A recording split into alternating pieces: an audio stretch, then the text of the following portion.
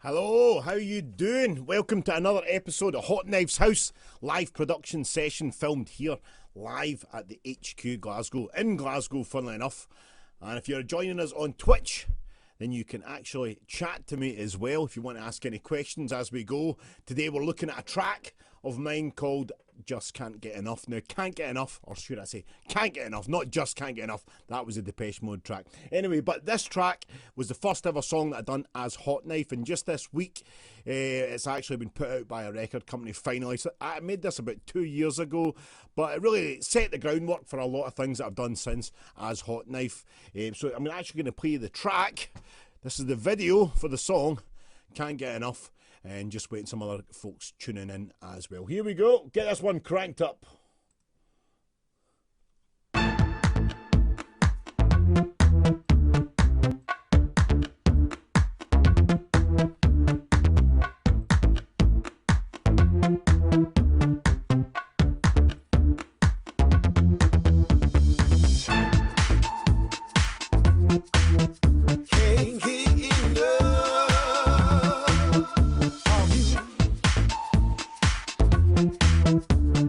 Closer to you.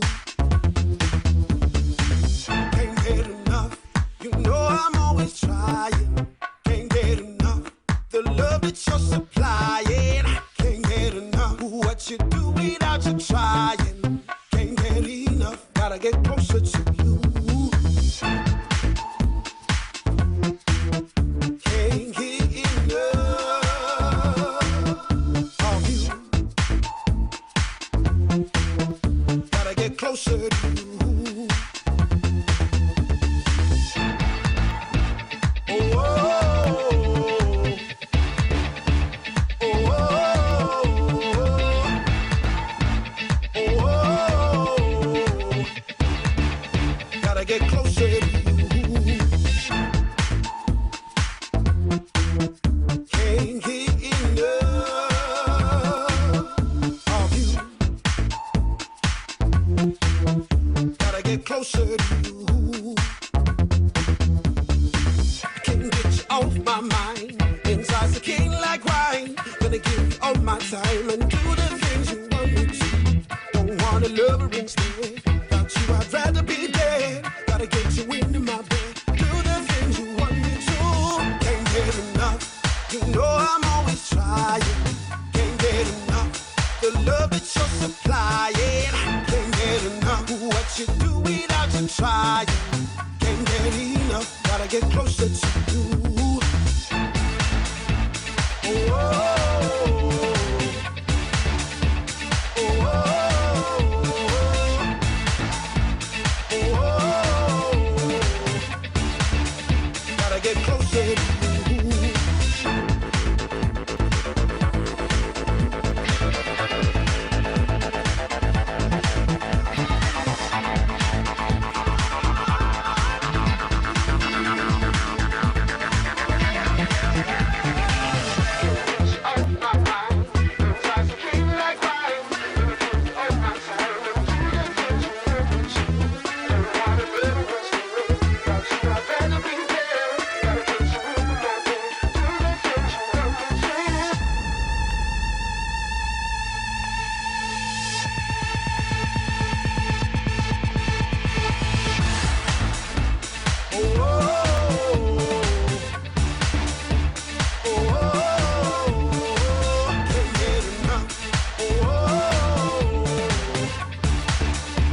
Get closer to you. Can't get enough. You know I'm always trying. Can't get enough. The love that you're supplying. Can't get enough. What you do without you trying. Can't get enough. Gotta get closer to you. Yes, indeed, that was Can't Get Enough by Hotknife and Mr. T. Now that track, like I say, that was done 2 years ago. And it's kind of interesting going back to that because I had to remaster it, and I was reworking it a bit this week for a record company, for Play Records. Hello guys, if you're listening.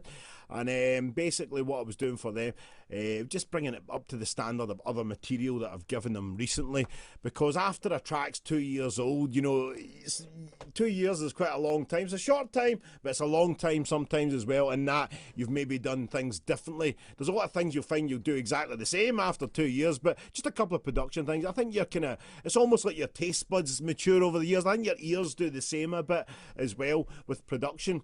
I mean, recently I found a tape. Remember them cassette tapes? Yep, cassette tape of some of my old dance tracks. We're talking about stuff that I'd done at the end of the 90s, so quite a long time ago. And when I listened to it, I was kind of surprised and a wee bit depressed at the same time. I feel like just because a lot of the stuff I was doing when I was, say, 19 was actually kind of more or less what I'm doing now. So at the same time I'm thinking, well, that was good for the time, but how far have I come in those 20 years pretty much? And sometimes it's not that far, because a lot of things that you like, you'll stay with, but production-wise, a lot of things that you maybe hear, for instance, mastering-wise and things like that, I find, you know, my ears over the years will definitely be able to pick things out. Even if you've done a track and you come back to it, say, a couple of days later, you'll be able to kind of pick different things out and maybe mix it slightly differently.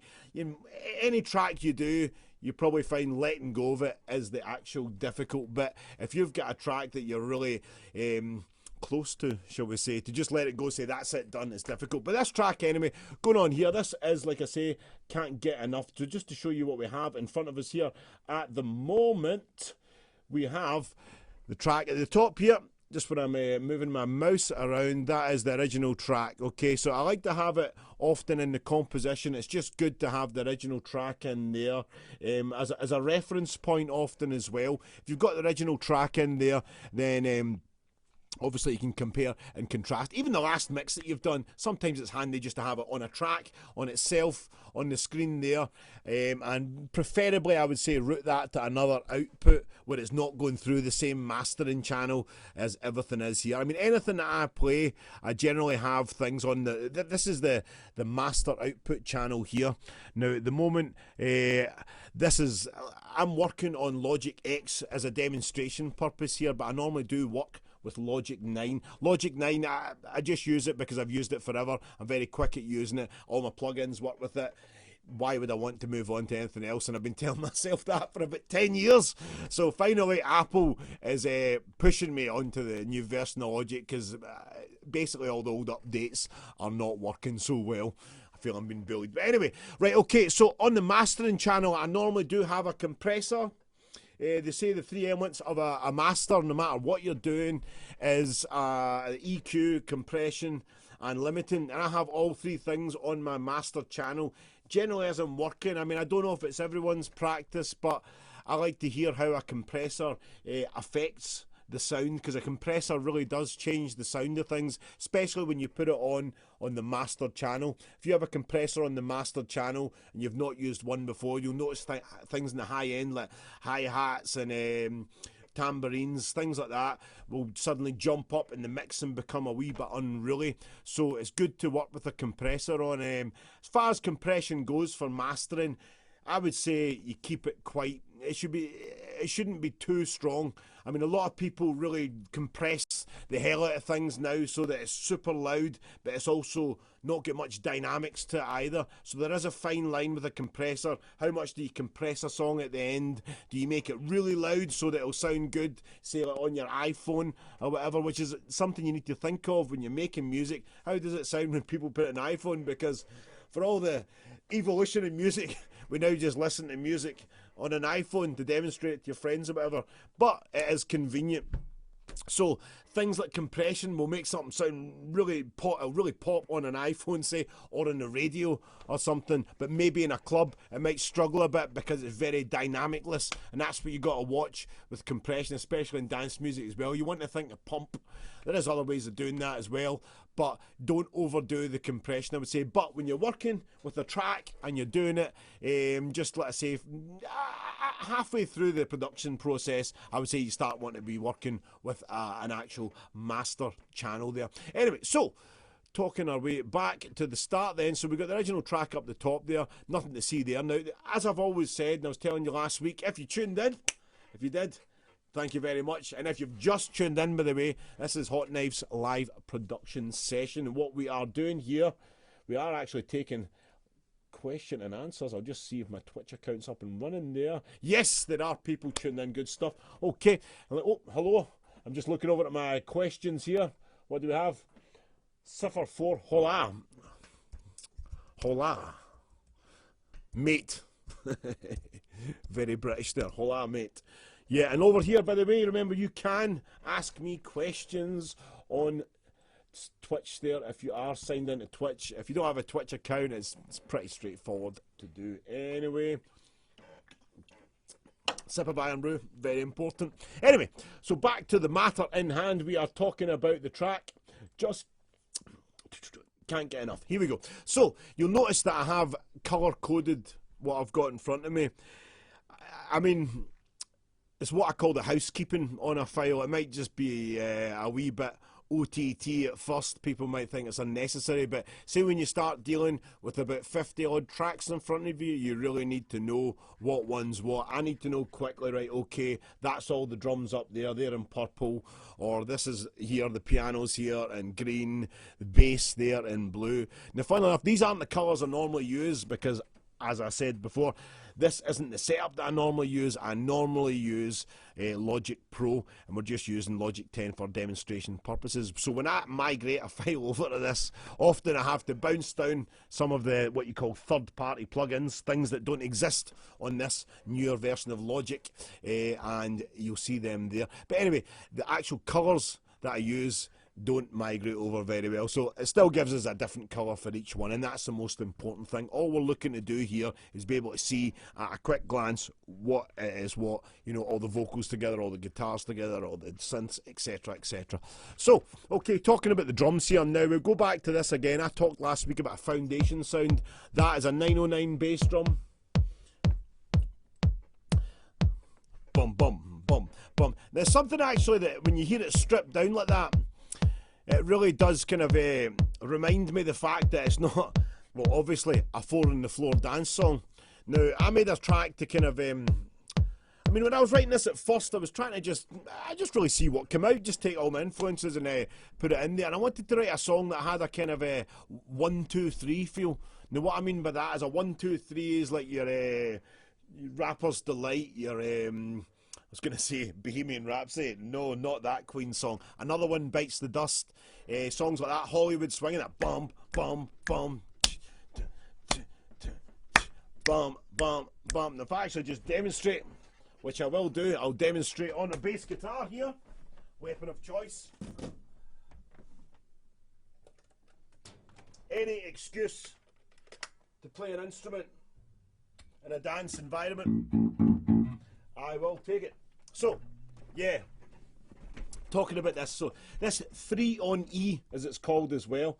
I'll just look on the right screen. There we go. So, this 3 on E is like an up. Then.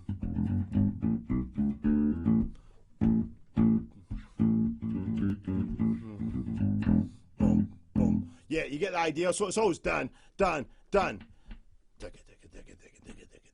Done, done, done. So that's actually what's going on in that song, but I done it in a way, I didn't just put it straight on 1, 2, 3. Switch that amp off. Yeah, I didn't just put it on the 1, 2, 3. I could have staggered it so it was going 1. If the beat's there, it's bump, bump, bump. That was the feel of the track, yeah. Bump, bump, bump. Which you will hear if I put on the horns here. Can just get them. Let's see, is anybody on the chat? Anyone saying anything? No. Make yourself, reveal yourself to me, guys. Not in that way, no, but leave us a little bit of chat. We can get, like I say, I can answer any questions that you may have regarding the production methods that I'm using here. But anyway, so we're looking for the horns. Now, like I say, I have, because I've muted one of the tracks here, yeah, or soloed it, it gets rid of all my colours. That's exactly what I'm saying about the colours there on that track. If I just go back to this for you and let you see what's happening. Yep. Now on this track, like I say, if I solo one track and then everything becomes grey all of a sudden, that confuses me. I mean, a bit more difficult to find where I'm actually going, but the minute it's all back into colour, like so, yeah, much easier to read, especially in a long session where you're spending a long time in these things, because my working ethos really is that, you know, it gets done when it's done, and that's why I'm always in my studio to silly hours in the morning, and then getting up the next day at silly hours in the morning to do a studio session for someone else, generally, but I can't complain. So, is this what we're looking for here? Let me just see. Oh, there we go, right. Oh, giving away my samples nearly there. Right, my sources. Yeah, so that's the kind of 1, 2, 3. But if I put on the bass drum here, you'll hear the kind of relationship between the two. There, 2, 3, 4, 1, 2, 3, 4, 1, 2, 3, 4, 1, bum, bum, bum. So that's the kind of crux of the whole song. That's the kind of the rhythm. Yeah, can't get enough. You know I'm always trying to...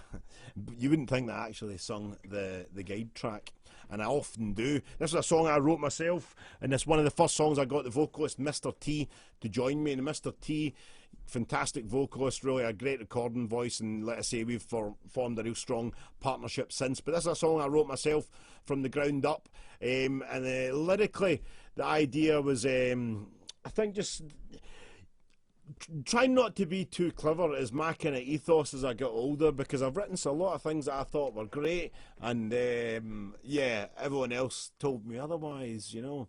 But the idea to have something that, you know, I thought, you know, something that makes people want to sing, something that, you know, it's something they just can't get enough of, you know. And I was like, aha, of course, yeah. So basically, yeah, just can't get enough. That can't get enough. That riff was telling you that you couldn't get enough of the track. I'm only kidding. Well, half kidding. But it's a kind of pop lyric. It works well. It's something that's got a good rhythm to it. We can also emphasise that rhythm on the horns as well. So, as we were doing there in the demonstration. But everything else, I would say, is it's kind of a verse, bridge, chorus type songwriting. That's something that I really want to do more with Mr. T. And a lot of dance music, I think Masquerades is dance music. I mean, this to me, I'm ultimately making a branch of pop music here, really. You know, as much as I would say it's dance music, because, you know, real club dance music, I mean, I do make a lot of that as well, but that's, you're talking about, I mean, it's normally instrumental, it's maybe just, you know, a couple of riffs, etc., you know, and all this kind of, you know, dance music that we get in the top 40 in the charts, to me, is more pop music than anything else. It's just pop music with a dance music backing, if you like. You know, real dance music, you normally get a 6-7 minute record or so with a kind of maybe a couple of build-ups in it. But most of, you know, so-called dance music on the radio is pop music. And pop music to me has a verse, it has a bridge, chorus, and the bridge is an oft misunderstood, should I say, thing. Bridge is the gap between the verse and the chorus. Okay, a lot of people will talk about the bridge as being the middle eight of the songs, maybe a bit where it changes for 8 bars, fun enough, in the middle of the song, hence the name. But this kind of track is got a verse, bridge, and a chorus. You know, and I would say that's not something you always hear necessarily in music. But a lot of this track, when it was getting put together, it started to come out feeling a wee bit garage. I would say almost had a slight garage feel, which was never intentional, but it works well for it. But I think that's a lot to do with what I was talking about earlier, the 1, 2, 3, that whole kind of, you know, the 1, 2, 3 is staggered, it's not on the beat. So because it's like that, you end up getting a kind of, you know, like I say, pseudo garage feel to the song. So anyway, that was the drums we had up there first. So a couple of kick drums now. Right, here's the kick on its own. At the chorus, you'll see that line up there. Bigger kick drum for the chorus. The chorus is the real climax of the song. We all know that in any song. So I think, you know, even beefing up the bass drum is a good idea, just to give the whole thing more impact. You have to be careful though when you're using a lot of bass drums in a song, because they do take up a lot of space. sometimes it's good to layer bass drums, and you can have, for instance, like a bass drum here. Now, if I was to just put one of the bass drums and just use it, maybe say I like the attack on that sound, I could use that and then combine it with another bass drum sound. And maybe just with the other bass drum sound, I would just wind all that treble off and just have the kind of lower sound on it. And then when you've got two different sounds like that, you can almost balance them up together, even splitting the one bass drum sample. I'll show you doing that at the moment, actually. If I split up this, yeah, this is a way to make bass drums bigger. G-Man's top tip. Here we go. Yeah, so what I'm going to do here, there's two EQs. Now this is just the in-house Logic equalizer I'm using. As good as any equalizer you'll get. I mean, I would say any EQ that you use though in your tracks, yeah, use it more for cutting than for boosting frequencies. Boosting frequencies relies, I think, on the EQ itself sounding, having some kind of nice sound to it, which it can, if you like, add to your track. Cutting the EQ is a lot easier. It just seems to be a more clinical process. I mean, it doesn't change the sound. You know, any cutting on any EQ would sound the same, but any boosting on any EQs is different from EQ to EQ. So anyway, like I say, I've got two of these instances of this, what I was calling Big Kick here. Now I'll go on to the main screen. Just as I'm going over here, I'm noticing on the chat, what do we have? Knox556, you have the best mohawk I've ever seen, and it's the pinkest too. Well, thank you very much, Knox556. Yep, you know, everything in my life is actually pink, and I can just demonstrate it now. There we go, pink iPhone cover, you will see. And yeah, it gets worse. Yeah, there we go, pink MacBook. Yeah. You know, just as well this isn't filmed from my flat, because everything is pink. And the most concerning bit is it wasn't my partner or my sister or anyone, it was me that decided on it. Anyway, right, okay, so thank you for that. I'm just going to type a wee reply here. Thanks, Knox. Right, brilliant. Anyway, enough about the pink. I'm talking about the production in the Pink Studio. That is the HQ Glasgow. We are, by the way, if you've just tuned in, this is Hotknife's house live production session with Q&A. I was just getting some pink love there. Anyway, right, so I was talking there, getting a bass drum sound. Right, if we get a bass drum sound that we can split over two bass drums here. Okay, I've copied the one track. I'll just make this bigger for you here.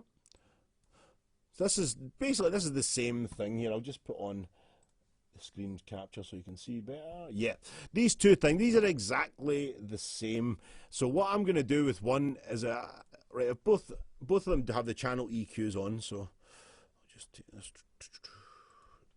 plug in, put a new instance of the channel EQ. So brand spanking new channel EQ on both of these channels, and they're both running exactly the same bass drum. So what I'm going to do, if I put on a low pass filter is just as you can see in the frequencies here, from 20 Hertz to 20,000 Hertz, which they say is apparently the full spectrum of human hearing, which is why it is what it is there.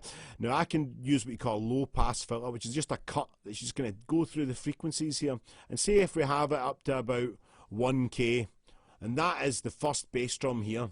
Okay, so the next bass drum here, what I'm going to do is put a low pass filter, and that basically allows the low to pass through, as the name would suggest, but it doesn't allow the high through. So they're probably intersecting each other roughly about the same place. So the idea is that one of these bass drum sounds is going to use the bass frequency, and the other one is going to use the top frequency. And what that allows us to do is to actually, from the one sample, the one bass drum sample, you can actually emphasize different parts of it. You can make it sound a bit heavier on the bass, or a bit, a bit more a click on the top. It just gives you a wee bit more, you can use an EQ to do that as well, certainly, but by splitting it up, I often find you just get a wee bit more control, because there's that intersecting point where you mix both of them as well, and that can create some really nice effects. Here we go. So first big kick. There we go. That's the high-pitched one. Then we get the low one. So that's just a low sample on its own, yeah? There we go. If I want to take it. Yeah. Okay, and also what that allows us to do, and something that I use it for often, see if you're breaking a song down and you maybe want to have a wee bit less kick in the mix. You can just use the higher end off of that. And bring the bass back. Boom. Yeah. Okay then, so next up, right, that was just a wee side issue there, or should I say a wee tangent we went on. But if I look here, what do we have in the rest of the drums of the track? So, snare.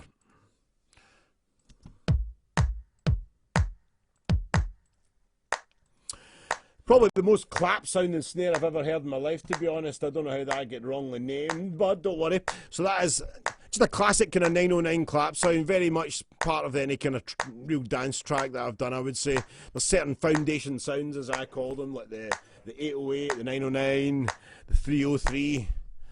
And if you don't know what these things are, you need to look them up. Roland, 808, 909, and of course the legendary bass synth, the 303. But these sounds I use pretty much in all my tracks, because they're, sounds that cannot be bettered. So, yeah, a kind of clap snare sound there as well. I think for dance music snare drums, you need to have a kind of, quite a low-pitched kind of snare in there as well. I mean, normally any sound that I have will be a composite. I mean, even that there for the snare drum sounds, that there is also backed up with this. Now this sound, love that sample. I got that, I think, from there's an old program called Rebirth years ago, and it was a Nord module on it, hence the reason I've called it Nord Snare. Now that gets used on everything. There's a wee bit of a snare plate on that as well. Just over here in the corner you can see that I'm sending that to a kind of reverb there. It's almost like a hard house kind of snare sample, and I think that's probably what it was at first. You can get a lot of really good samples if you go into other, types of music and borrow from there as well. Things like, drum and bass, I mean, they got some really deep, big, fat bass drum sounds, and having that sort of thing in your track always going to benefit it in a club environment and stuff, But that sound there, very much popular in the hard house kind of scene, that hard kind of drum sound, often probably pumped out at about 140 beats per minute. In fact, on that note, house music, generally always about 126. I have probably most of my tracks about 122. Reason being is that there's just a wee bit more groove to be had in the track if it's just a wee bit more of a kind of a swing to it. So everything I do is normally about 122 for that reason. It's something that I notice on the guitar in particular. If I'm playing and doing the kind of percussive right hand, I mean the Nile Rodgers technique, really, that kind of I'll just show you.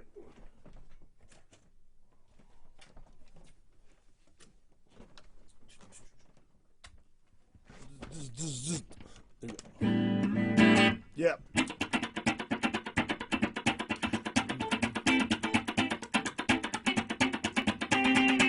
That kind of thing. That at 126, I just feel like I'm pushing it a bit too much, and it doesn't groove in the same way. And I think it's very important, anything to do as Hotknife, and anything to do as Mr. T and Hotknife, it's got to have that kind of swing to it, that groove, and I didn't even think just until there, fun enough, that there were many parameters to what to do, but I suppose there is.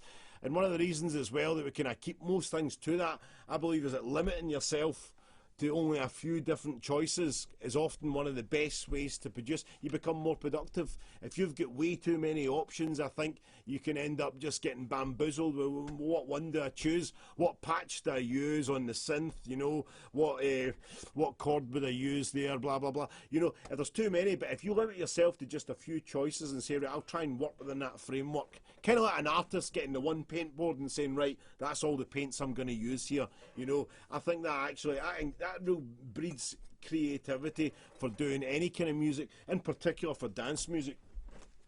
So that is, put the guitar down here. I need to get a roadie. Anyone want to be my roadie here? Anyway, let's get a wee look at the chat, see what's happening. You got it, G-man. Nay taller a ball, as they say. Right, okay then. Right, let's talk about some other stuff we're using here. Okay, now cymbals. Yeah, I don't actually think there's much cymbals get used in dance music at all, apart from we talk about hard house. There was that kind of they always had that build up, that 1, 2, 1, 2, 3, 4, and I think there's a lot of sounds that can kind of fill that gap. I mean, I only use them, I use that kind of the actual kind of crash cymbal very sparingly, to be honest, because it just yeah, you don't need to have it in too many places. It's quite effective, I think, if you don't use an actual crash cymbal too much. One thing I do use a lot of, and I can see it here, the open hi-hat. As I've always said, in any dance music, the open hi-hat, I think, is really where the party gets started. You know, when that bit of high end comes in, it's often in house music, everything will build up in series of eight bars at a time. And I think that the hi-hat is really the kind of icing on the cake. That's when the party gets started, like I say. So I've actually got a hi-hat in here, and I've noticed that at the chorus, I've backed up with, I called it Pink Hat. I think it's some kind of, is it Pink Noise per chance? Pink Noise. You wouldn't think I'd be into that, would you? No. So I've backed up a hi-hat. I'll just play this now. There we go. Yeah. By the way, if you have joined us, you are tuned to Hotknife's house, and we are talking our way through the production of my track Can't Get Enough, and at the same time I'm answering your questions on production, so you can keep me updated. Anyway, right, so what do we have here? Yeah, that is a hi-hat and a kind of a pink noise type sound. Okay, so there you go. If you have a listen to that just on its own, the first one here, there is your hi-hat. There's a pink noise as well. Okay, so by combining the two, it gives a real kind of nice hi-hat type sound. I like the two of them together. There we go. Okay, other things that I use a lot of. So there's quite a lot of hi-hats in this track. Now this is a hi-hat. Now you can't hear it in the feed at the moment because I believe it's just the mono, but that is a left and right hi-hat in that track there. Okay, and that kind of goes from one side to that. It just gives a wee, it just kind of picks the rhythm up a wee bit. What else do we have? We also have, yep, conga loop, a wee bit of shaker in there as well. Getting down with my bad Haitian self. Yeah. Wee bit of a loop in there too. So here, let's hear all the drums together.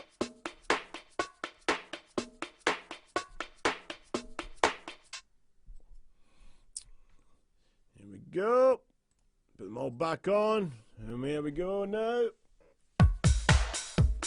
There we go.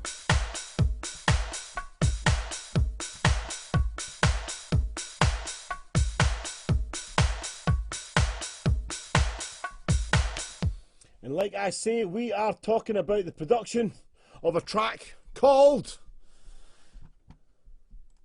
there we go, yes, Can't Get Enough. So, without any further ado, I'm going to give you another wee look at this track. So here is the video that we made for the track, Just Can't Get Enough. This is the one we're talking about at the moment. and the track that myself and Mr. T made. Now, I think my studio here, the HQ Glasgow, has still got about 20 rogue foam gliders, I should say, just lying about the place, because that's what it took to make this video, as you'll see why. So this is the track that we're looking at on Hotknife's House today, live production session. This is Just Can't Get Enough. Here we go.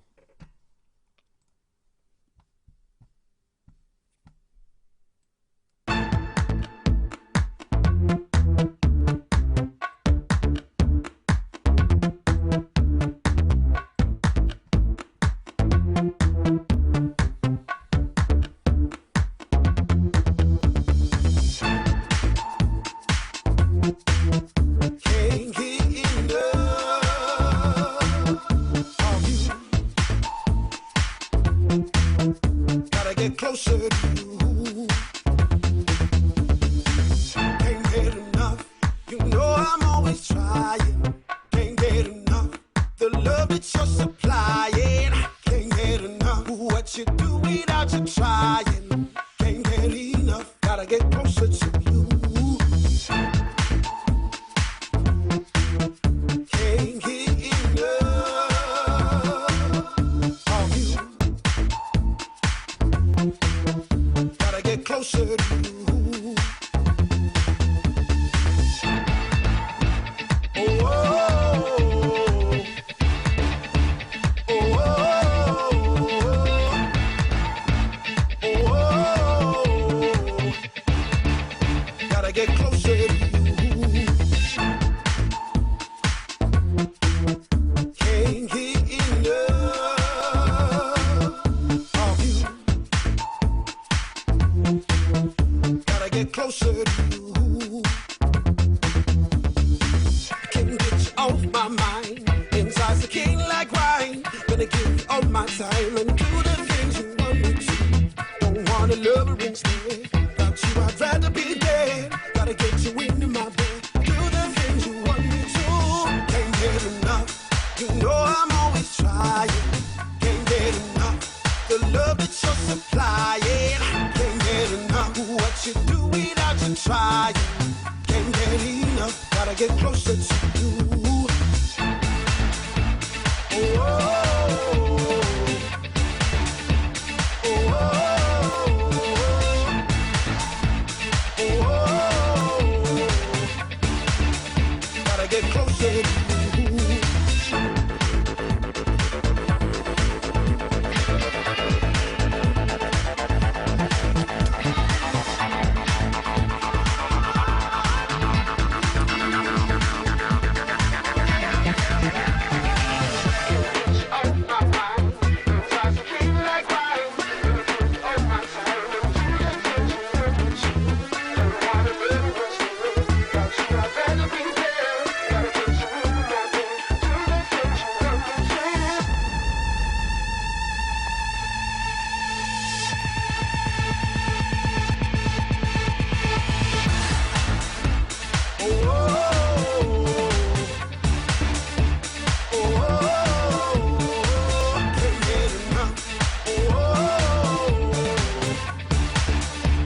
Get closer to you.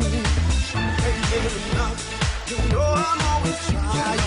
Can't get enough. The love that you're supplying. Can't get enough. What you do without you trying. Can't get enough. Gotta get closer to you. Yes, indeed, that was myself and Mr. T there in the video for Just Can't Get Enough, which is the track we are talking about today on Hotknife's House, because this is Hotknife's House live production Q&A session and we're breaking down the track. Okay, so we got to the drums, guys.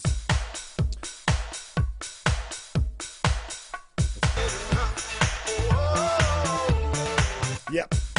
Okay then, so on to one of the most important bits of the whole track, I think, that is we are talking about the bass. But first I'm just going to solo all these tracks again. Get them back to where they should be. Yeah, right then. So, like I say, get your questions coming in, guys, if you tuned in. Just looking over here to see what's happening, see what the chat is.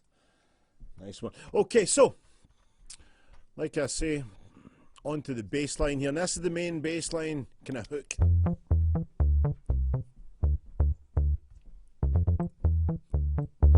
Boom, boom, boom. Yep.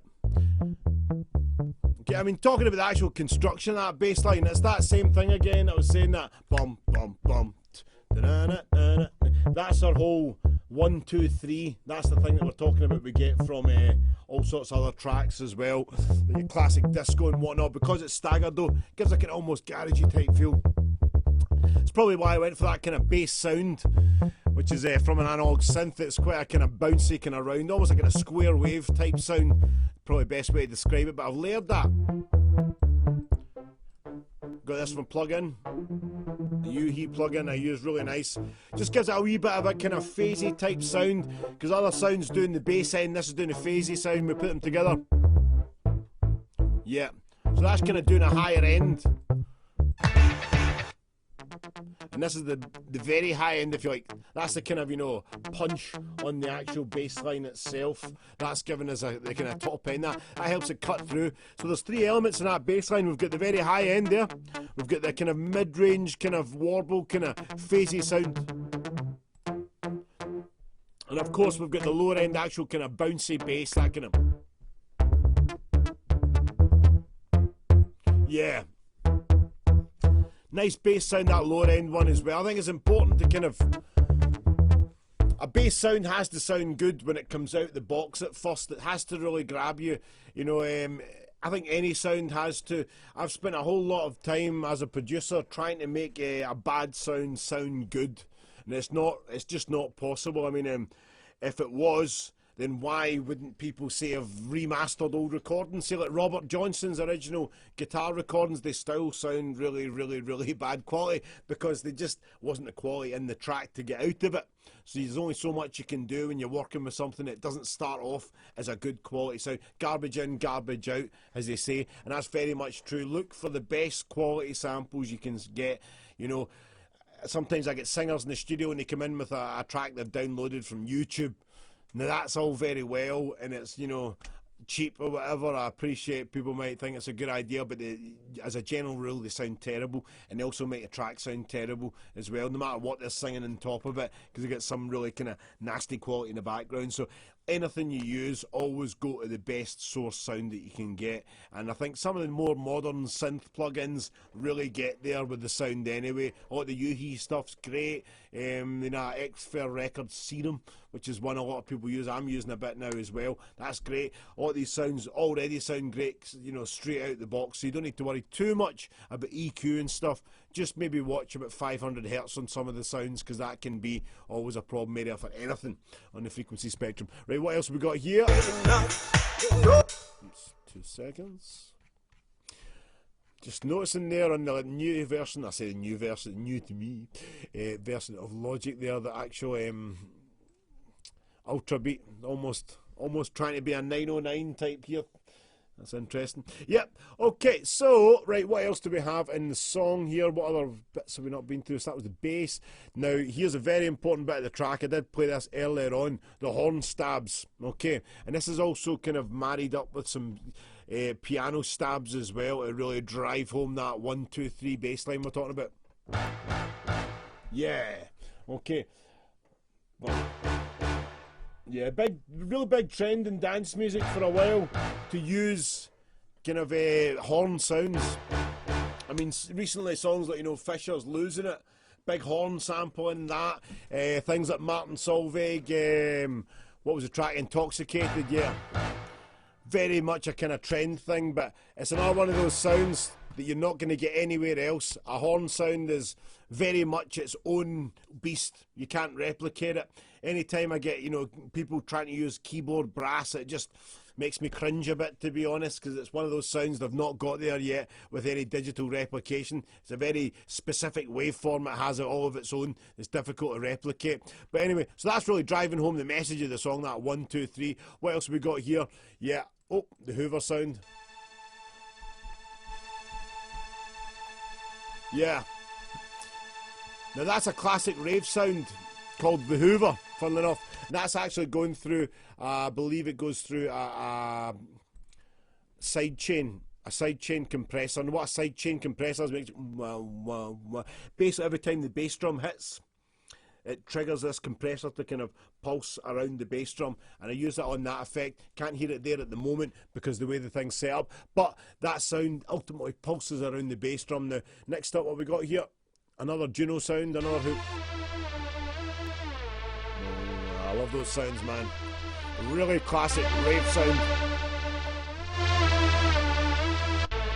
It's another thing, it's another one of those sounds that's a real unique sound that, you know, can't be replicated. It's from a patch on a Roland Alpha Juno 2, which is actually quite a cheap synthesizer to buy. I used to have one myself, and it was only one patch on it really that was any really good, and it was that one, to be honest. It was a kind of Roland's answer to the DX7 at the time, although it was still an analog synth. You can still get it for about 250 quid. That one patch is worth it though, and that was the sound of that. It's known as the Hoover sound, real classic rave effect. So I've got a few different Hoovers going at different going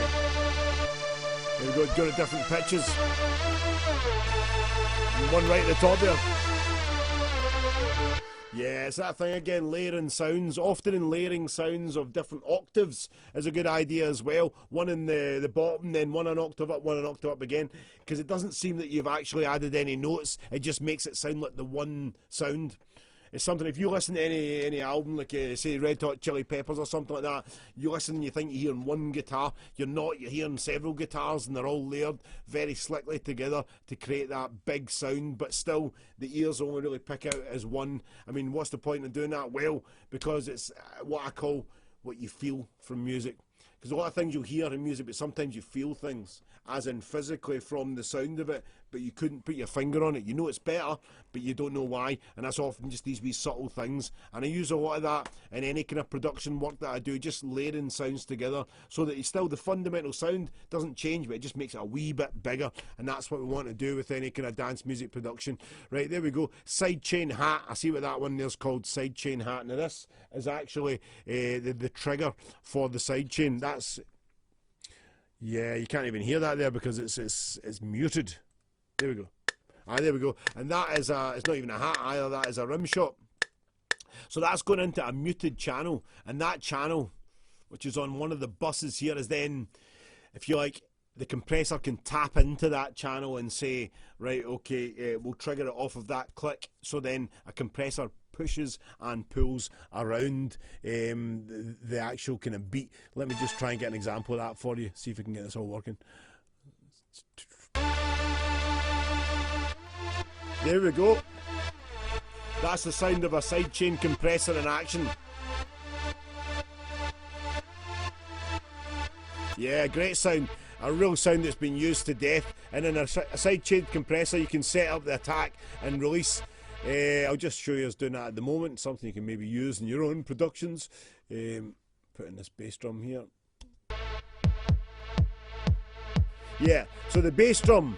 The reason why I didn't have the bass drum is it's not pulsing around this bass drum, it's pulsing around the click, and the click is on every beat of the bar. And the reason being for that is because the bass drum's going bum, bum, bum, bum, bum, bum, bum, bum, bum, bum. So I wanted a kind of something in the background, the synth to go wow, wow, wow, wow, wow. So I had to trigger it from something that was more regular, which is an actual on the beat click sound there. Now, an example of sidechain compression that we all know is when people are, like, for instance, incidental bits between programs and TV and stuff, there'll be music playing, and then when someone talks, it ducks out in the recording, and that is sidechain compression, because what's happening is every time that the newscaster talks, the background ducks out, and it's the same thing that we do with the bass drum on everyone in dance music. So this is what I'm saying, this sidechain compression I've been using here. Okay, so that's getting triggered by this sound here. So I'll take that bass drum off, you'll hear what I'm saying.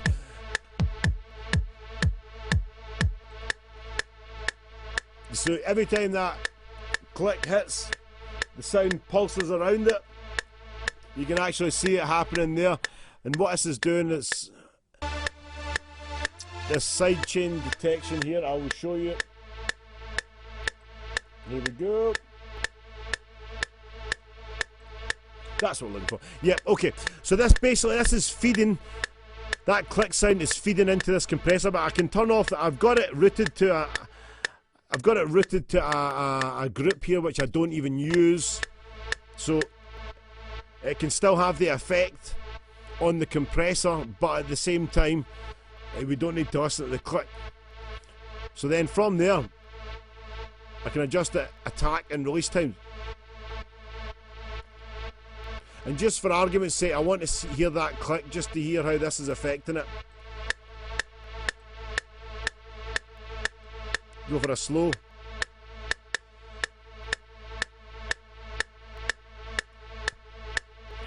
Yep, we can have it, so that's it off pretty much. And we put it back on again. I'm just going to make a better loop here. Nothing worse than listening to a 5-bar loop. Almost drives you mental. Anyway, so there we go. So that's us with the side chain compressor type effect. And we can adjust the attack and release. I think it sounds a bit funkier if you let it come in a wee bit later. And maybe give it quite a sharp release. There we go. Yeah, you don't want too much of a release in it because it just kind of cuts it off. So there we have the side chain compressor effect, okay? And that's just me doing it in Logic 10 there as well. You don't need to use anything too fancy to do it. Some people actually would group the whole channel together into the one channel here, and then from there what they would do is you would actually write in the volume. And I've seen this done as well. This is quite clever. See if you were to basically just get a channel there and just write every time, okay? You know, the quickest way to do it is just to copy over the automation, but basically just to write like so. Then you've got better control over the seeming, you know, sidechain compressor effect. If you do that on a group channel and route everything into that channel, then that would ultimately work for that. So, right, but getting sidetracked here as I do. And by the way, guys, ask questions. Nice to see you all tuned in here. I'm looking over here at my my questions, looking a bit dry, a bit lonely. The lonely question. Yep, there we go. So, if you are on Twitch, you can send me a wee message. Be like, yo, I'll just show you this now. There we go. Yes, there we are. So you can send me a message. Say, yo, G, I'm here, friend. Good to see you here. Thank you, Mr. Knox. Excellent. Anyone else that wants to join the party, yeah, send me some messages. Anything you've got you want to know about, like I say, what I'm doing here at the moment, any general dance music probably related production inquiries, and just get them to me at the moment. I will answer your questions. I am here for you. Hotknife is here for you. So, right. Okay, so that was us talking about this kind of, you know, sidechain compressor effect. Very, very hip. Something else as well I use. I'll just unsolo all these. You might have noticed in the track earlier on as well. Now I've bounced this down. There we go. The 303.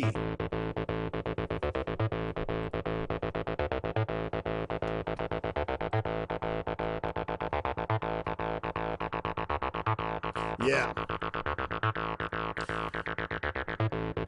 You could almost say no Hotknife composition is complete without the Rowan 303. I say Rowan 303, it's not actually a Rowan 303. That's the only time I'll ever say that. It's always nice for people to think that it is the real deal. But on that note, actually, you know, some of the most analog sounds I'm getting these days are out of a computer. Yes, honestly.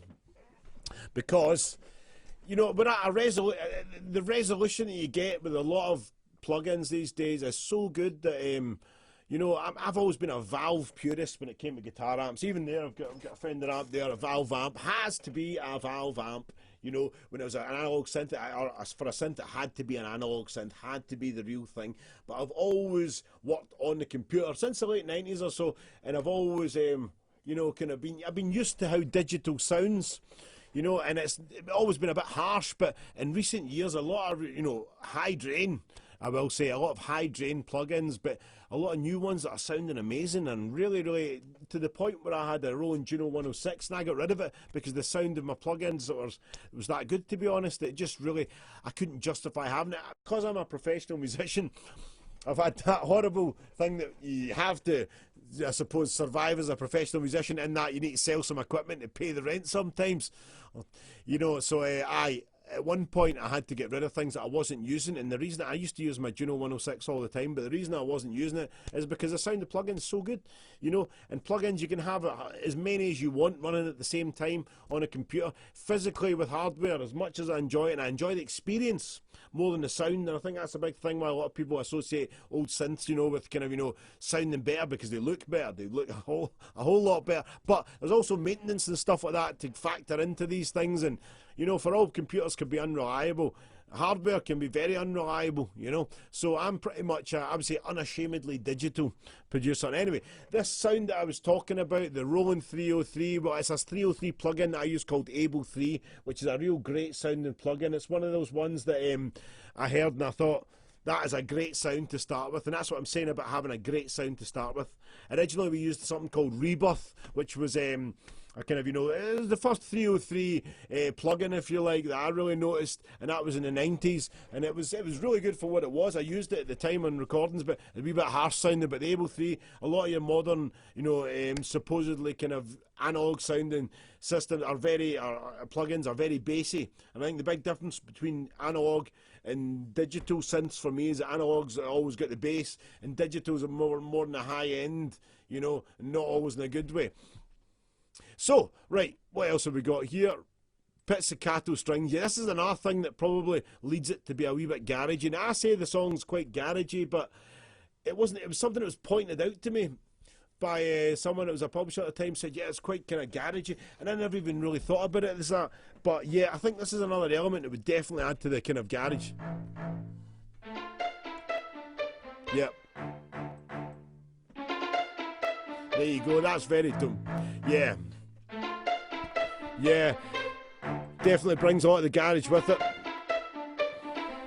Strings though, strings are great. I mean, I think, you know, the pizzicato string sound, I mean, even if you go back to those big Ibiza anthems, you know, Encore une fois, for instance, yeah, that all those kind of real, you know, climactic kind of dance songs, a lot of that kind of pizzicato type string sound, it really is a punch to the sound and a punch in the higher end. That's why I like to use it. It's another one of those sounds that can't really be replicated. Well, I suppose you can say, I'm using a synth plug-in here replicating it as I'm saying that, but it's just something that's got a very unique tonal quality to it, a very unique timbre, as you would say, and it adds a nice flavour to dance music. I mean, what I'm trying to do here as well is bridge the gap between kind of dance music and a bit more kind of soulful, kind of slightly organic type, you know, music as well, you know, by using instruments. And I think those kind of real world sounds give it that, you know, flavour as well. If everything was just kind of synth sounds, then it's going to sound very techy, which is cool as well, but definitely not the sound that I'm going for. So this is just another kind of, you know, organic sound that we're dropping into the mix there as well to create that best of both worlds, if you like.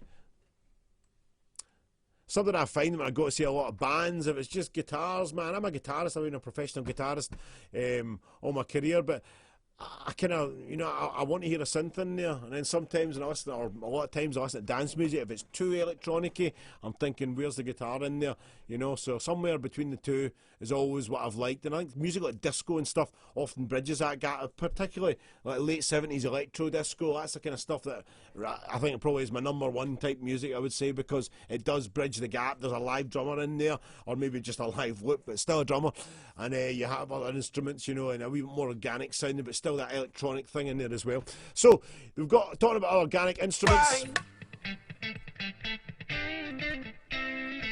Yep. Now that's what I was saying earlier about the actual bridge of the song as well. That is the riff at the bridge. I get my guitar on. Get the old guitar out.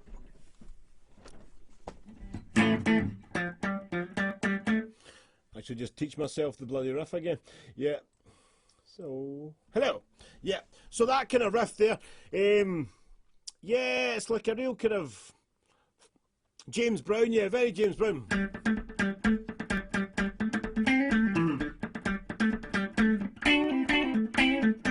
How's it?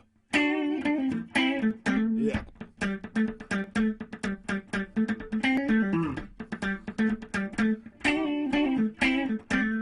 Yeah, very nice. Don't normally play a Les Paul for kind of, you know, funky type stuff. It's very kind of jazzy, kind of very much I would say either a real good metal guitar, real kind of, you know, rock or jazz actually when it's clean. Maybe I'll add in a wee bit of Les Paul in my next Hotknife track, who knows. But anyway, yeah, so that.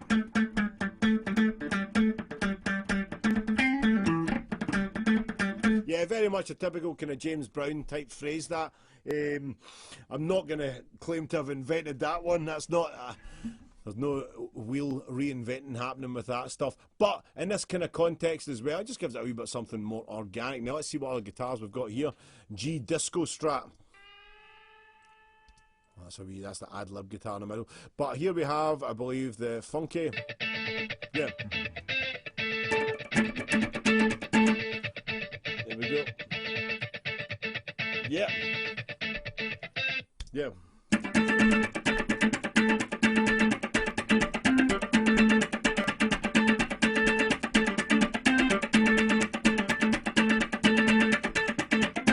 Yeah, I love those guitar parts. I mean, they really work anywhere. That's what I was saying about, you know, fattening up sounds. You know, that's really just an octave guitar riff in there. That's something to do a lot in jazz. A guy called Wes Montgomery. You know, a lot. You know, George Benson's probably the most accessible one that people will know that kind of style. But yeah, songs like Cool and the Gang as well. Celebration, I think it's like. It's a real kind of classic funk thing to do anyway, but that is the sound of a double track guitar. So there's two guitars doing that. What I normally do is I pan one guitar left, you know, and then I pan one guitar right. But the stream is in mono, so it probably won't make any difference. But in short, yeah, I think anything that's in the mid-range, like guitar sounds, maybe not something you would talk about too much in dance music. That's where I want to make a difference. Make people dance to the guitar. No, but basically, yeah, anything in the mid-range, guitar, synth sounds, etc. There's a lot of space there that you can really capitalise on. I think a lot of perceived volume in dance music, or in music in general, is in the mid-range of a track. So you can really cram it. You can't do that with the bass, you know, and if you put too many high-end kind of, you know, percussion type things in, it might muddy up the top end as well and just make the rhythm indistinct. But in the middle with the guitars and keys and stuff, you can really afford to add a lot of bits and pieces in there. I'm going to put this guitar down. It's a very nice guitar, and it's also not my guitar. It's a real deal. It's a Gibson Les Paul, but I get full use of it. So it's like getting custody of someone else's child, except it's a really nice child. Anyway, so anyone else? Is anyone here chatting to me over in the chat boxes here? Sick. Yeah, nice one. Thank you very much. Nice one, bruv, ain't it? Nah, don't say that. I'm from Scotland here. And you notice that we've got probably joined by Iron Brew in the background there. And if you're tuning in from somewhere else in the world, do Scottish people drink loads of Iron Brew? Absolutely, yes, of course we do. You might as well just put it in the taps around here. But yeah, they changed the recipe recently, and Scottish people have been raging. I mean, I wasn't happy myself. I actually stocked up last year, and I had about 32 litre bottles of original recipe Iron Brew, which were just guzzled in about a month in my house. Oh no, the great Iron Brew catastrophe, Brewgate. Anyway, right, enough of that. Enough plugging them. Change your recipe, Iron Brew. Anyway, change it back to what it was. So back to the track in mind here. Now we're talking about guitars there. Now another track, something I really like in the song we used here. There we go. The sonar blip. I don't know what it is about that sound. It's one of those kind of sounds that, you know, again, nothing sounds quite like it's adds a certain kind of vibe to the whole thing, you know, spacey kind of you know, it's very a big reverb in that as well, so it really kind of swims around in the back of the track. Right, okay, hit. Now this is a yeah, there we go. That is very. Yeah, that sound, that kind of orchestral hit type sound. That's probably another thing that's unbeknownst to me, because I wasn't even thinking about genres. It's probably quite a kind of garagey thing. It's very, very disco as well, though, which is the reason why I put it in. Here we go again. Yep, there we go. So that sound, that was actually made up of a few different kind of hits. I think it was they call it the sound an orchestral hit. But I made it up. I made up the orchestra myself, if you like. And this is a sample I'll use a lot of, and I have done since. So it's got like I think it's got a tuba in there and the bass end, and it's got some string hits at different octaves. And I think there was a bass fiddle, as you call it, a double bass, all making up that. Yeah, and a good bit of reverb on it as well. Yeah, there we go. Just adds real drama to a track, an orchestral hit. It's like a good slap in the face. Another thing that I always put in my tracks here, this is, yeah, backward cymbal. Yeah, that sound there, really important, man. I think it's one of my signature sounds, I would say. Listening to a lot of Jimi Hendrix and stuff when I was growing up, and even like the Beatles classic example, Strawberry Fields Forever, a lot of backward cymbals get used in that track, and it really, I think it just got a certain quality to it, something that caught my ears, and anything like that I really like, and no matter what genre it is, you know, it always kind of registers in there somewhere, and it comes out when I'm producing music, and that is how music's made in general. I mean, I often get people that think they've, stumbled upon something really clever by having written a song, for instance, and how did this come to me, this inspiration, blah, blah, blah. And I can't help but just think, well, it's just a wee bit of everything you've heard before just coming out, you know. In some cases, it's not even that. It's just two or three things you heard before because it sounds exactly like something, you know. But still, anything you do, I think, is always based on what you've heard before. There's nothing really ever original that anyone does. But I think the way you put it all together, you know, makes it in some way unique. Yeah, unless you're blatantly copying people. But that's one of my let's say, production's favourites in there anyway. Now, a couple of other sounds that I've made up over the years and used a lot of. Whoa. This sound here. Yeah, that's at the breakdown there. That was from the Roland Juno 106 synthesizer that I was talking about earlier on. Just gives it a wee bit of drama just at that breakdown section as well.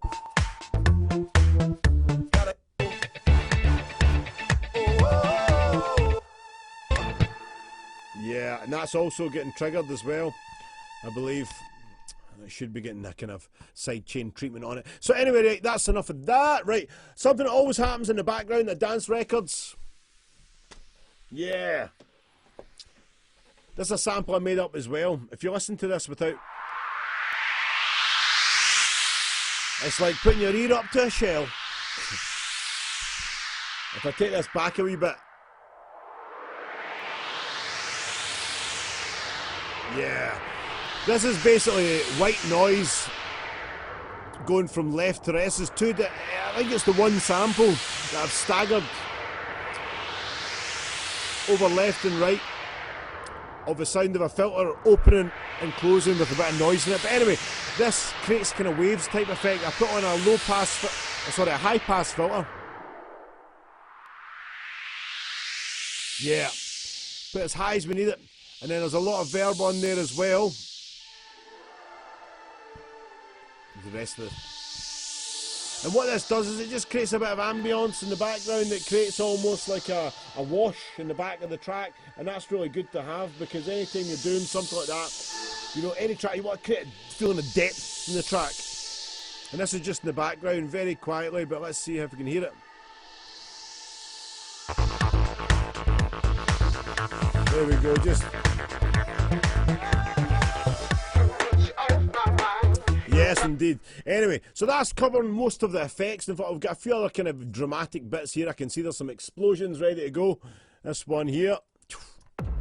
Oh, there we go. I mean, I don't really turn my nose up at any style of music as far as, you know, when I'm looking for samples, because That's a hardstyle sample. You know, that music that, you know, people with chemically altered minds dance about at about 180 beats per minute to. I mean, that's quite a workout, that music. If you ever see people really dancing to, you know, a hardstyle, all this kind of stuff, you know, they must be pretty fit, those guys. Well, maybe not. But anyway, so that is a hardstyle sample, but it's a real dramatic, kind of cinematic type vibe as well. That's just at the breakdown, that big kind of, you know, bass drum hit there. Yeah, good. Anyway, so what else have we got here? When song kicks back in, explosion. We got another explosion. Yeah. Very high past that though. I mean, we're just taking the top end of that sound. Junk crash. Oh, there we go, eh? And what's this one? Sub. Yeah. And the Juno high note on the top there as well. Hallelujah. Yeah, that is the high note we're looking for, just to take us right up there. A real classic breakdown type thing. That very old school, I'd say. I mean, I hate to quote the song Darude Sandstorm because I don't like it. Does my nothing. But that kind of idea with those kind of high pitched wailing noises and crashes underneath it, it does work. It's very effective in the club. Yeah, I mean, overall, the production of this song, I would say, is really... I would say it's probably one of my better ones because I spent so much time on it. You know, when I was starting off the project, I want to make sure everything was perfect. I'm very OCD, especially with my production, and I want to make sure everything was just exactly the way I wanted it. So having spent so much time on the track, going back to it just recently, the track itself, I mean, the actual file was starting to become a wee bit corrupt, basically because there's so many commands in there, and there's been so many things taken in, put out, etc. You know, I had to more or less strip the track out its framework and put it back in. You know, if you like, take all the channels out, give the framework a wee clean, and then put it all back in, which is sometimes what I need to do with old Logic files because they can become unstable, and it's a bit of a nightmare, but it's one of the trade-offs as well. I mean, the convenience and the sound quality of using a program like this is really fantastic. I mean, you know, we can all wax lyrical about tape and whatnot, but you know, when you spend half the recording rewinding the tape, or when the tape gets mashed, you know, it's not as enjoyable an experience. I'm sure you all know that from having little tapes yourself, you know, even when they start to mess up, you know, no, you pull it out and the whole reel's gone, you know. So that's the kind of problems you don't have, but certainly with digital sometimes, you know, programs can become corrupt. You should often take, I would say, you want to have in existence 3 copies of what you're doing. If something's really important, I would say have 3 copies of it in existence. And I say this, and I know I've messed up a few times and I've not done that, but anything you do, you want to make sure that, you know, if the one goes down, you've got another copy. But I've actually had 2 copies going down unbelievably at the same time on separate systems, you know, and you know, I'm just lucky I had that 3rd copy as well. So I think having 3 copies of anything you do that's important is really what you're looking for. And certainly I've got a number of copies of this around. But anyway, finally, Mr. T. And by the way, if you have just tuned in, we are talking about the production of one of my tracks. I'm Hotknife.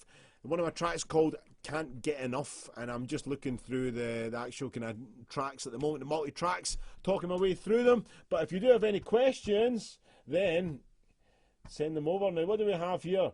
Is Iron Brew your favourite beer? No, it's not. Actually, there's a whole number of other beers, but I don't want to quote them all here. I've actually got a pub outside my window, a local Glasgow brewery, which is the best beer that you're going to get anywhere, and it's a wee bit too tempting to see it from my window all the time as I'm working.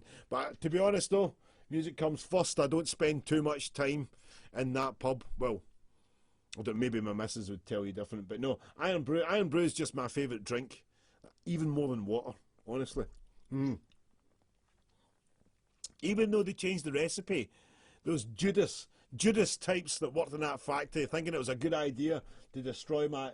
no. Anyway, right, I'm getting carried away. So, right, here we go. Mr. T, vocals. Yeah. I've not got too much on his vocal. Now, he doesn't look like I've got anything on his vocal here because this track had to be bounced down. Okay, normally I would get about a good... I don't want anything less than about 10 takes, really, when I work with T. T takes a wee bit of time to warm up, but he always delivers properly when he gets to that stage, you know, when it's right, and that's what I'm looking for. If you're working with a vocalist, you know, you can't be too demanding of them as well. Just let them find their groove for a bit, you know. What I normally do is say, oh, just have a run through it and I won't record. Of course I'm always recording, because that you often get the good ones where they're not in red light fever mode. Red light fever being when that record button goes, people go, start freaking out. You know, it does happen, and it's only, I think, now in my career that I don't do that, you know, and I've not done that for a while, I suppose, just because I'm in here every day recording. But it takes years to kind of get round that and just get in the mindset that, you know, let's just go for it. It doesn't matter, because people put a lot of pressure on themselves when it comes to recording, and then often it comes out in the take as well. So the idea of being relaxed is very important. So I let them find their groove a bit, get the sound set up, make sure everything's working nice, you know, and then we'll maybe get, if they want to, stop and get a listen to a take, see how they're doing it, and then work away. But I normally like to get about 10, maybe even about 20 takes, I think I had in this, and then I just go, right, that's the best bit there. Or often we get to a stage and I'm thinking that whole take there worked smashing, we'll use that.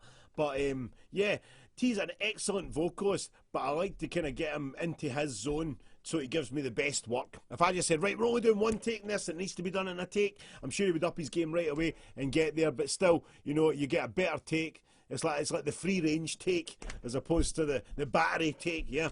Anyway, so that's his lead vocal in there. Great stuff. Always works a treat. Gotta get closer to you. Indeed. What else have we got in the back? Can't get enough. Yes. No, I'm always trying. Harmonies. Can't get enough. So there's your unison vocal in there as well, Can't get enough. which is just that vocal, okay. But if we put in the harmonies, which are these ones, Can't get enough. can't get enough. Yeah, very nice, man.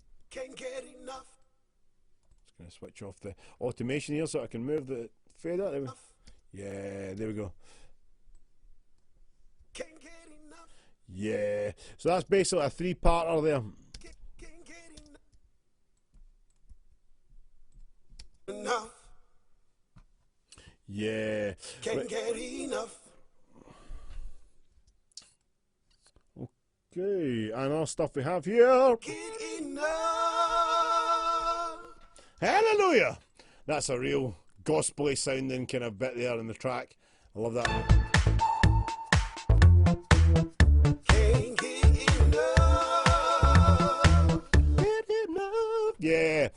We like to throw in lots of vocals, me and T. It just makes the song sound lush. No one's ever complained about too many good vocals in a track. Even if you look at acts, say like the Eagles and people like that, Days Gone By, I mean, all these sort of songs, really dense vocal arrangements, but the actual songs aren't complicated. There's not much going on, really, in a lot of those songs, but there's lots of vocals.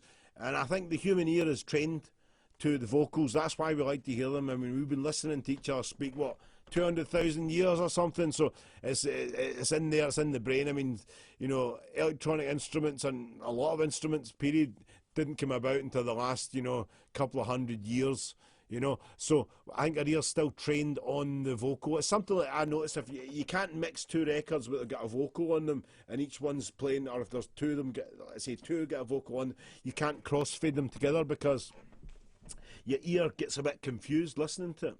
And that's because your ear automatically reaches for the vocal in a track. So the more vocals you put in a track, if you want to make it a commercial sounding record, then you should really lay it with lots of vocals. And that was certainly the intention with this track. So what else have we got here?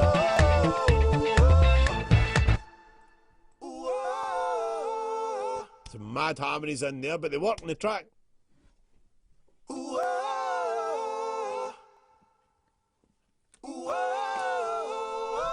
There we go, and the lead vocal. Oh, gotta get closer to you. Yeah. And that, let's say, that is me and T. That was released, Hotknife versus Mr. T. This is going to be on Play Records, so look out for that. playrecords.net. But if you're wanting to find out more about Hotknife and everything, actually, if you want to even see this show again, then all the links and everything you need to know will be at the bottom of the screen. Okay, you notice that there, Hotknife's house. That right there, yep, there we go, Hotknife's house. Check that out, because I've literally got a link to everything that goes on in the world of Hotknife. I've got a link to Facebook, a link to, in fact, let's just show you what I got here. Anyway, anyone else on the chat here? Knox, I didn't answer you back there, Knox. Yeah, is Iron Brew your favourite beer? Yes. Right. Anyway, okay. Yep. Hotknife's house. Let me get this up in front of me at the moment. So, I'll just show you what happens on this. I can get the right screen. There we go. See, I'm brand new to Twitch and I'm just working it all. I think I'm just about getting there with all this stuff, man. But at the same time, not getting anyone to talk to. Geez, a buzz. Right. www. So this is what we're going to be looking at. Hotkniveshouse.com. Yep. So go on there. I love my puns here. We got Face Hot, obviously. Facebook for Hotknife, yeah. We've also got Instagram, InstaHot, yep. All links there. Everything that's going on, yep. Hotknife's House radio show. Now that's on broadcast at 103.5 FM in the Glasgow and the surrounding areas tomorrow at 10 p.m. So if you are in that area, otherwise you can find that. I've also got that on Hot Mixes on Mixcloud there as well. So check out that. I've got some. Yep. Some mixes there. Some with chat, some without. And everything else you need to know. I've got SoundCloud on there as well. And if you want to find out, or if you want to listen to, I should say, Hotknife tracks, you will see on Spotknife here. There we go.